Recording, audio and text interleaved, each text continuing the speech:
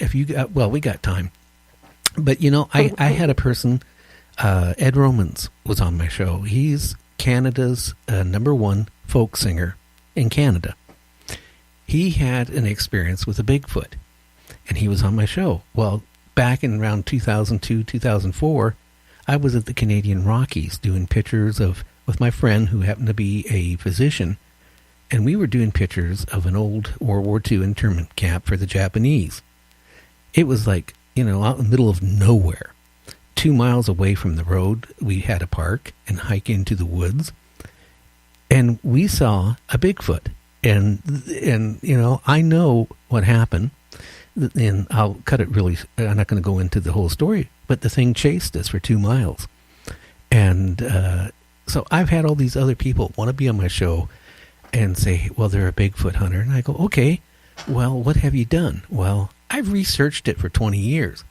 I said, well, how have you researched it? Well, I've read everything you can read about it and done this and this. I said, have you ever saw a Bigfoot? No. Have you ever went and looked for one? No. Then I said, why would you want to be on my show? I don't want you on my show. So what I'm trying to get is, in the paranormal field, there is things out there. It's totally unexplainable. And then there's people out there, I hate to say it, they want to get a little bit of fame one way or another, and that's what is doing damage to it. Yeah, it's as if, like some of them, I'm sure from the get-go were, really into the paranormal, but I feel like you're like selling your soul when you go to the network. Oh, yeah. You end up having to do things that like completely go against your ethics. And then, I mean, you're having people like screaming at ghosts and like, who knows what they're kicking up in these people's homes and businesses and just leaving them and just being like later. I can't remember what show it was, but there was somebody a few years ago who ended up doing a show, like having somebody come on their show, and their house ended up having a ton of activity after they left, and they kept trying to contact the show over and over and over and over again, and they wouldn't come back to kind of, deal with the problem or show them how to deal with the problem or direct them to the right person that could, investigate further, and just sort of left them high and dry. We didn't end up taking the case. I wish I could remember what show it was and who Seamus ended up referring them to. I don't remember, but it was like the practice is like, they're not really interested in or caring about you. They just, like you said, they just want like this little bit of fame. And like I said, like before, everybody wants to be known for what they did, but I don't want to sell out doing it.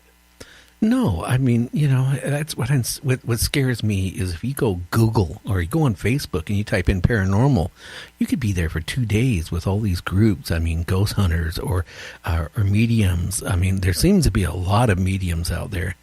And I've had a few of them on my show, and I had a few of them I really believe what they've told me. Then I had a few of them on there that I don't believe one word they said. I mean, I think they contradicted themselves during an hour show or 2 hour show more times than they, were, trying to convince me. I mean, it's like every other word they said or other sentence contradicted what they said, before. And that's kind of scary. But again, it's the same way what I was getting back, when at one point when digital cameras came out, everybody had got a digital camera, right? They thought then at that point, I don't need to hire a photographer to do my wedding. I'll just give this digital camera to my, son-in-law or my son. He can take a picture of the wedding, right? And it'll come out professional. No. Well, oh, goodness. It's the same thing if you go on the internet. You have all these people doing these talk shows, right? And you listen to them, and I either they sound like they're being done on a kitchen table, or they don't know anything about spirits and ghosts, and they're actually making fun of it without realizing they're making fun of it. I will say one thing I don't believe in is a ghost box, because I have a massive electronic background, And I know you can take a radio and modify it, especially the new type of radios, where it scans the frequencies up and down so fast. So if you sit there and say, hey, is there any ghost out there? You're going to end up getting something that's going to say yes, no, maybe, popping back, as it's scanning really fast through the frequencies.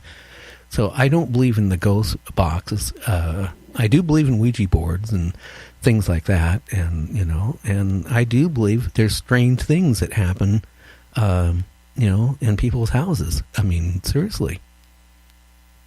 Well, yeah, you've had plenty of experience with it, so. Well, I'll tell you this. Sure. I only brought this once up in the last 7 months.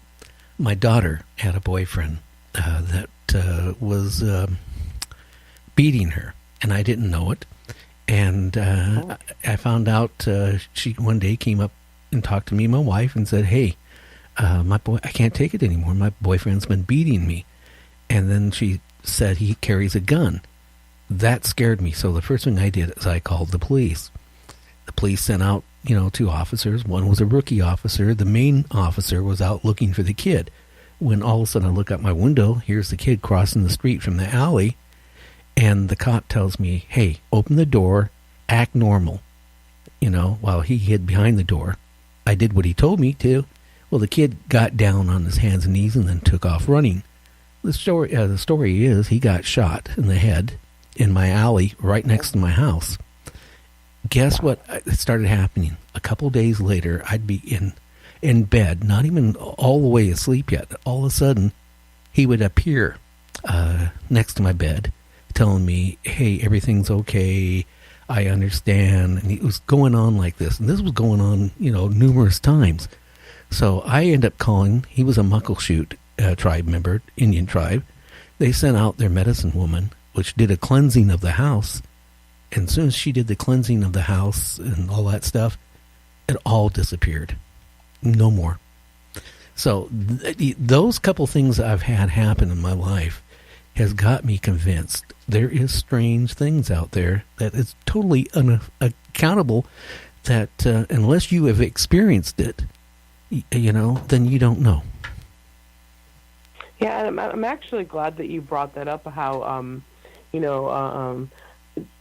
the person, you brought in somebody that was actually affiliated with the tribe that he was a part of. And when we are finished doing our data and we decide, whatever we've collected, evidence we've collected, and we go back and we speak with our clients, we always ask them how they want to progress, because we don't do clearings on the team, but we do have a network of people that we work with. So what we want to try to do is, like, for instance, if you are, let's say, a Catholic, and we have a priest that we are affiliated with. Well, I mean, they're not affiliated with TSPI, but they're part of our network.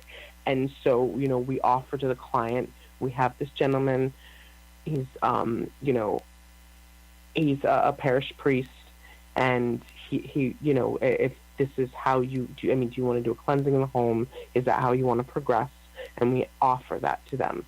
So we have like a network of different types of people, because, you deal with people from all different backgrounds and religions, and like there's certain stuff that, others, some are comfortable with, some are not.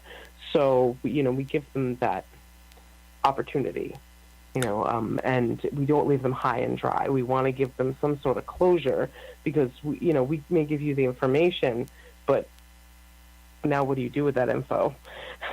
How do I proceed from here? The worst thing that could happen, you go out and you investigate a house, and then all of a sudden, the spirits have been dormant, or the ghosts have been dormant, and now they're not no more, because they knew that somebody was looking, and then all of a sudden they might have, the people might have problems, and that's good to have a network, because, that, reassures the people that they can get help. And we're absolutely not opposed to coming back either. If they're, they want more research done because the activity's kicked up, or like if it's not frightening, of course. But yes, we have the network is fantastic. Now, do you have the people out of the house while you're doing the investigation? There are some people that just are like, here you go, lock up when you're done, we'll be staying somewhere.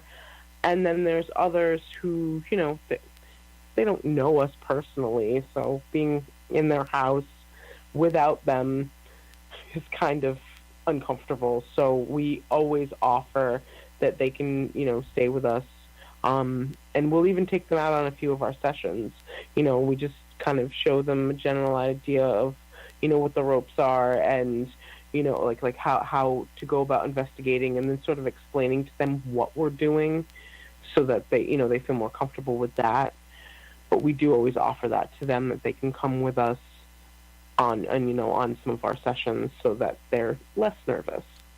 Now, if I contacted you guys, for example, and I said, hey, I got funny things going on in my house, like banging of doors, or dishes, falling off the counter or a kitchen table at night, or the opening and closing of the refrigerator, for example, or water running. Now, what would you do? And I say, I need you to come and check my house out. What would be the first steps? Well, basically, like when we receive a request, which we do from, all different sources, from our hotline to our email, from contact on our website, the first thing that basically happens is that Seamus will do like a phone interview and sort of assess, what is actually happening within the house.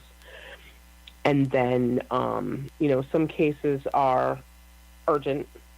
We got to go do this now, or like others are, okay, well, we're going to, can you monitor what's happening?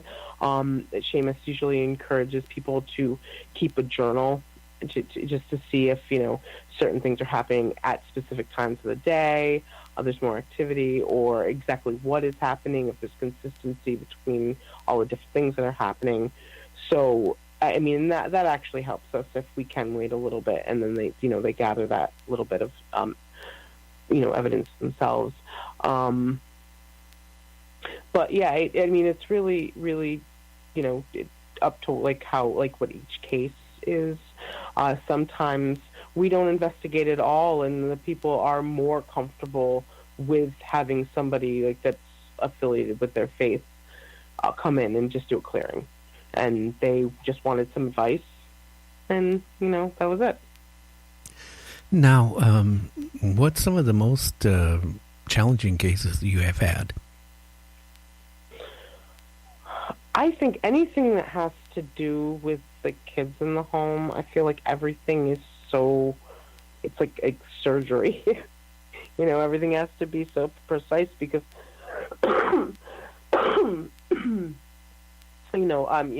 you just, there's so much going on that's not just like the paranormal if a family is being affected. So maybe it's not even just the investigation itself, it's just dealing with the actual clients and just trying to make sure that they're okay.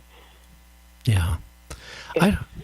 People handle things differently, Yeah, have you ever had anybody that was really scared to live in their home of, things going on that was totally unaccountable for, that you were able to halfway document any of it?